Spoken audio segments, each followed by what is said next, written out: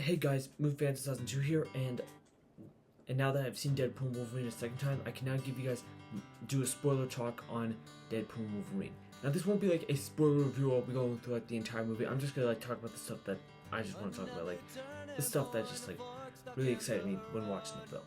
The first thing I want to talk about is the opening scene where we see Deadpool. He's like walking in, and he goes to like the forest in North Dakota to discover, and he's like digging up Logan's grave, which he's pretty much dead, and his body, his skeleton is still adamantium. So, yeah, and then the TVA shows up, and he uses it as weapons during the opening credits in order to like fight off against the TVA. It was like bloody, it was visceral, it was just so much fun to watch, and the music accompanying it just gets me so pumped, just gets you so excited to see the film.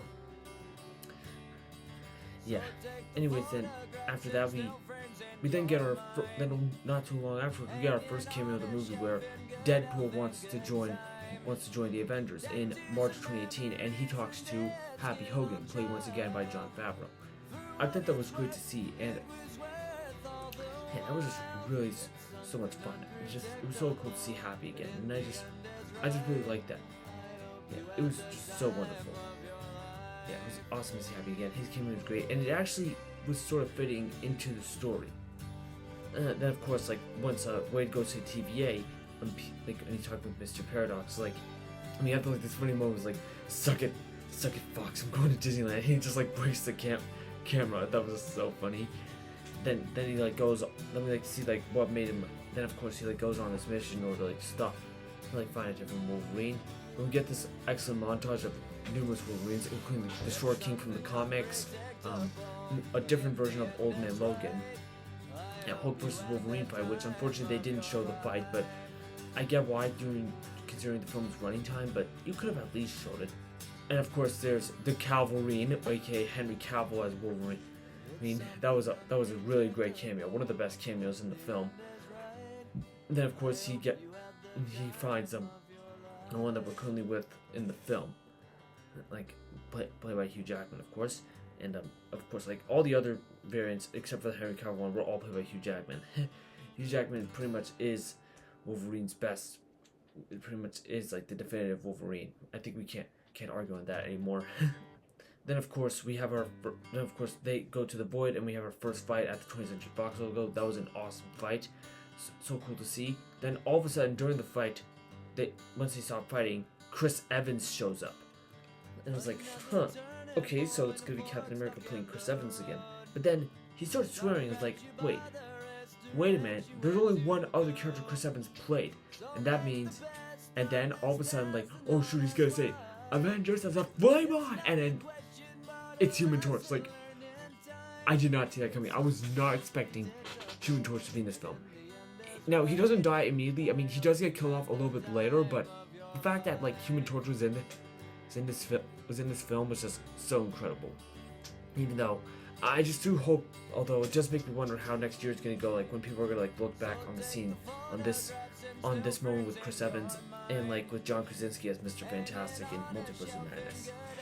Anyways, then we have our first scene with Cassandra Nova, and like she does, and the way that like controls, like in that she's Charles Xavier's twin sister, that means he like goes into people's minds. But the way she does it, it's fucking creepy. Like see, like her hands like get sort of dirty and it's fucking sinister. Like, yeesh. Like, don't want to mess with her. So yeah, they escaped. Then after that, they meet up with Dogpool and Nicepool. That was so hilarious. That was one of the funniest moments of the movie. Like every time like Dogpool comes to him, it's like, oh yeah. I mean, then again, I am a dog person, so I do know what it's like. It was really one of the funniest parts of the whole movie. Yeah, that part was hilarious, and yeah. Then of course they take a Honda, which Deadpool was reluctant at first because like he was working for a car dealer earlier in the movie. And then they go on this drive, and then like during so like then like someone accidentally reveals that like he can't, like if the TVA can fix their timeline. But then it's like, where he thinks he lied to him, but like no, he made an educated wish. Then Hugh Jackman brings out such an awesome brings out like one of his best dialogue performances as the character yet. I would love to play the scene, but I don't want to due to copyright reasons. And I have another fight in the car. That was another awesome fight.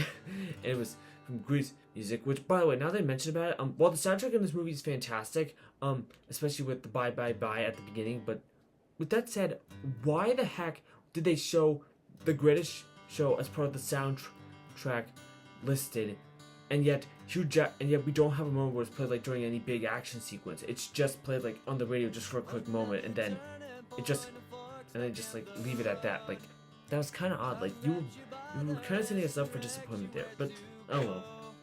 Anyways, after a pretty gruesome fight where they can't die otherwise, and they got the car all bloody as hell. They're driven off and they wake up like in a different area. Oh yeah, I also forgot to mention earlier that like Deadpool, like when he was at the TVA, he sees this moment where like he sees like Thor crying like at Deadpool somewhat dying. Like, is this a setup for Secret Wars? I don't know. Well, Deadpool's gonna be in that film. That movie has to be rated R because that's the only way I can allow Deadpool to be in this movie, because I do not want Deadpool to be in a PG-13 environment. They wake up and they meet up with the others, this resistance, and they meet up with Jennifer Garner as Elektra, Wesley Snipes back as Blade, Daphne Keane reprising as Laura, now older, and possibly my favorite cameo of the whole film, or cameos, because like these aren't really cameos because they're more of like small supporting roles, and possibly the best one, Channing Tatum as Gambit. Yes, we finally have another MCU movie. We finally have another somewhat X-Men film where Gambit's in it, and they did him with justice this time around. Now, obviously, they have a conversation like we can like fight him back. Like we can give you guys an ending. Like we can make you have a big send off. Like, and I like that very much. It's just wonderful. They somewhat get closure because some of their films didn't get the chance to have a closure due to their films not doing so well upon initial release. Yeah, and I like that very much. It actually ties into the theme of legacy and closure. I like that. So this is another good example of a legacy sequel done right. Anyways, then of course you have the campfire scene where he's talking about where Hugh Jackman talks about his past. I initially found this part of the film like where, although emotional, wish we saw a bit of flashback. After watching the movie again last night, I do sort of understand what they were doing. Like they want the scene to feel emotional and like to have this nice heart-to-heart moment with Laura. Yeah, then of course we get a big showdown like at Cassandra Nova's lair where they went to earlier, which they get inside, and then like Cassandra goes inside his mind, like he sees all the suffering, and they're able to put Juggernaut's helmet on Cassandra, and then all of a sudden, and then like she was sort of like mortally wounded. They were able to like take off the helmet because like Charles wouldn't let Cassandra die if he were here, to which he did, and that was thankfully a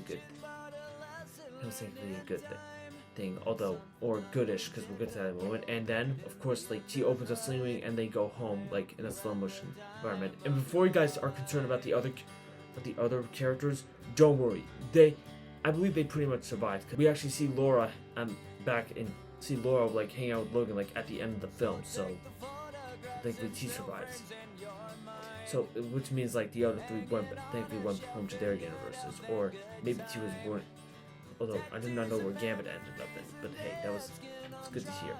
Anyway, so they get back and try to like stop Paradox, only because like of course with the Time Ripper that he created, like he's gonna like destroy his universe. And then of course Deadpool and Wolverine try to stop them. Then Cassandra comes in so she can take over, so she can like destroy all universes, only for there to be nothing but the Void. I will admit, although it may sound a bit generic, that's honestly kind of evil. Like everything being erased, and yet there's nothing but the Void, so she can be like, so she can be like her own version of God, is honestly kind of sadistic. I mean, it's a bit cliched, sure, but it's still kind of sadistic if you ask me. And of course, once they do, they get interrupted by, of course, the Deadpool Corps comes in, and of course, and apparently during the before they start fighting, like Deadpool uses Nice Pole as a shield, and was like, what? Like, I mean, it's funny, but like, dude, you're gonna get that guy killed, as he's like the only Deadpool who doesn't regenerate. And it was kind of weird, like, whoa. Oh, that's disgusting. And but then again, it was so hilarious. And what makes it even more hilarious, when Wolverine's walking with Dogpool, like he just holds him up, and is like, "Oh, don't shoot the puppy!" Like so, they just stop for a moment. That's hilarious. But of course, it's time for that. Then of course we get the big fight, and just right when they're about to fight them, Wolverine puts on his iconic mask. I was like, because I remember like the first time I saw this film, like, and obviously this goes for many of the other moments in the film, my theater was applying. There wasn't really that much of it when I saw it again last night, because although then again, wasn't that surprising, but it still felt that big deal. Then of course we have an awesome fight at the like on the street. Like it was so cool to watch, which all led to that epic moment where like they jump out of the bus. It was so cool to see. And remember what I said earlier, that Nice Pool wasn't able to regenerate? Yeah, the same thing can't be said about the other Deadpools. They were able to regenerate. That was still cool to watch though. That was cool to watch. But then all of a sudden another Deadpool variant show up, and it's Peter, and it's like Peter, it's Peter. Like everyone loves Peter in their universe, and it's just so hilarious. That's probably the funniest bit in the whole film. Like, so good. In order to like go into like this regenerative place, like one of you guys have to like hold on to it, but you won't be able to survive it. Initially, like Wolverine was possibly gonna do it, but then like, cause like you have a universe to go back to, but of course Deadpool decides to do it, cause like he wants to make the sacrifice, cause he wants to at least do something that is right and do it for the people that he loves. And that's right, cause like he has an arc in this film, cause like for a while he's been having a nice life. He also broke up with Vanessa, which at least we do get a scene with how that happens, like what led to that. At least we do get sort of a flashback on. But then all of a sudden, like, so during the moment, like when that happens, like when they're going down, like B15 like knows, like hears about it as well, and they're seeing what's going on, like.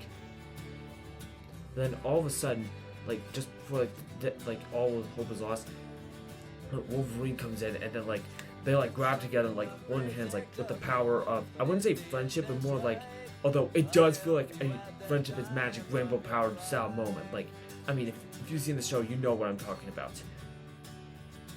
But yeah, if they're holding hands together and they're thinking about like of their past and how they're able to like come to terms with themselves, and they use it to defeat Cassandra, which in my opinion, the way how Cassandra like gets defeated, like going over the top like this, like and then it explodes, that reminds me a lot of how Bill Cipher was defeated at the end of Weirdmageddon Part 3.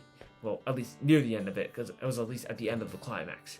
Of course, Gravity Falls fans understand what I'm talking about. And by the way, side note, I will be getting the Book of Bill for my birthday.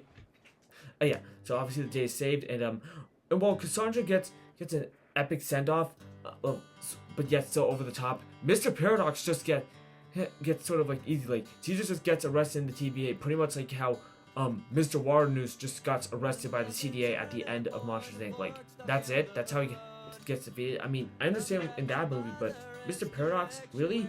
He should have just got pruned and he should have just been sent to the void. That's all. He deserves it after everything he did. Anyways, with Wolverine, like, in the universe, and with him saving it, like a new anchor being created, the timeline's now thankfully no longer withering. Because, of course, Wolverine is the anchor being, as all. With everything like back to normal, so like not back to normal-ish. Deadpool asked B15 if he can like send like the people in the void that they trusted, like who helped them like get to Cassandra back home, and like to which day they can. And he was asking like if they can do the same thing for Wolverine, like what happened in the past has happened, like, and Wolverine accepted that. Then of course he got control him to eat, and he stated that they were gonna part ways, but he decides like I guess they're basically roommates now. Wade starts talking with Vanessa again.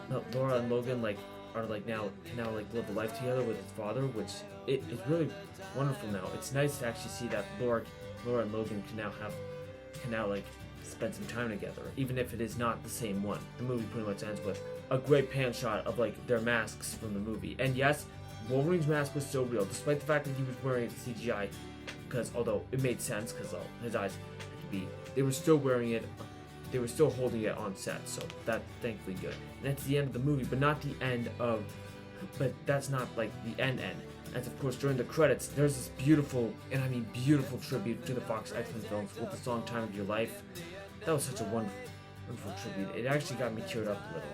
And as for the end credits, well, earlier in the movie, like Deadpool said some things about like that Johnny said that got him killed off by Cassandra earlier, and turns out he wasn't kidding. He actually showed they show that at the end credits, meaning that instead of like an end credits scene that sets up for another movie, they decided just to show like as like a little extended moment from a bit from the film. That was really funny, and that's it. Like that's like all the stuff I want to talk about involving Deadpool and Wolverine in spoiler talk. So yeah, thank you all so much for watching about it. Like, feel free to share like your your favorite parts of the film down below in the comments, and obviously we can talk spoilers here. Thank you all so much for watching, and until next time, peace and take care.